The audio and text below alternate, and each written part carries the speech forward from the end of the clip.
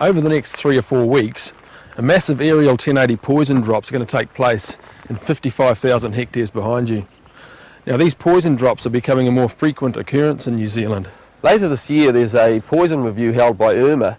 Now the aim is to look at 1080 and basically weigh up the advantages versus disadvantages and see if it should be continued to be used this way in New Zealand.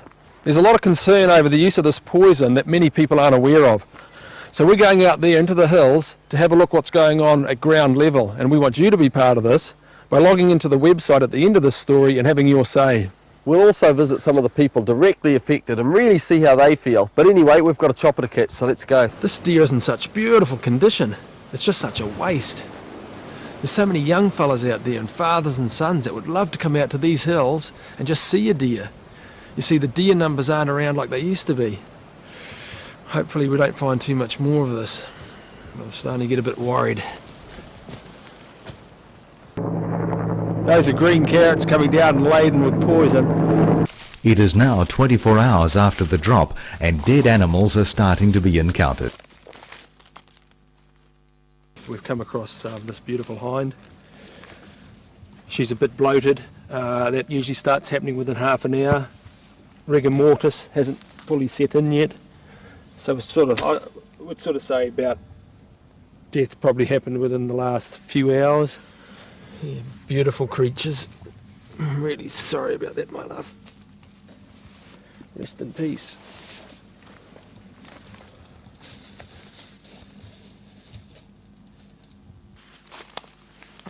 Steve's just filming a karka up in the tree there and happened to look down and he noticed another deer down here. It happens to be a stag. You can see he's lost a bit of hair here on the head, which is, you never see that. He's, I'd suggest he's perhaps been banging his head against a tree, unfortunately, out of sheer misery. But he's another beautiful animal.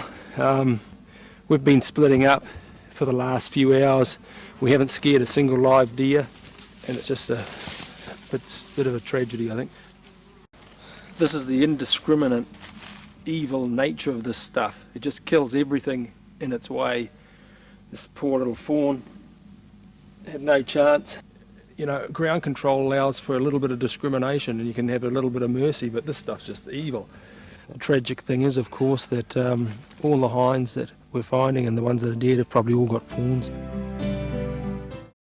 Over the years, we've consistently opposed the use of 1080 within the forests of surrounding Ngā Pūtahi and also the neighbouring communities.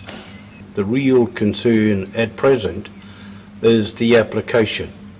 It's about aerial dropping of 1080 within our forests. 1080 is a toxin which, like many toxins, they have an ability to harm things quickly, and we call this acute toxicity, but it also has the ability to harm things more slowly at lower concentrations, and we might call that chronic toxicity.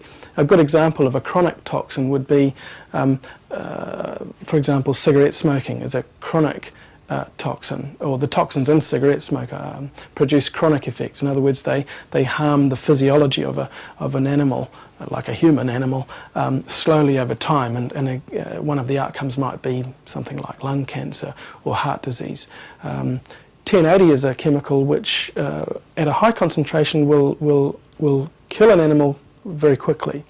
At lower concentrations it may not kill an animal, but it might make it ill in a variety of different ways, and this is where the toxin is quite interesting.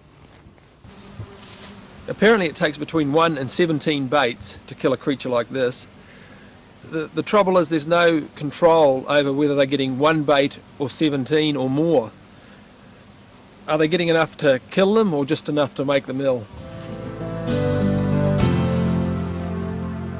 I recently saw 2 deer that have been poisoned with 1080, and they died the most horrendous death. One stag was in such agony that he actually ripped his own stomach open with his antlers, trying to get rid of the pain. it is just, in terms of cruelty to animals, it's way over the top. No civilised nation should be using this stuff. It's just too cruel. We had a couple of deer that probably walked at least a mile down across a gully and up onto our farm before they died, and I would say that they probably took 2 or 3 days before they came out and died. I think that's just a shocking way to kill an animal. You know, as a farmer, we know we have to kill animals, but we do it in the most humane way we can. So to actually have something killed like that, I think it's just, you know, it's a disgrace that humans can do that to an animal.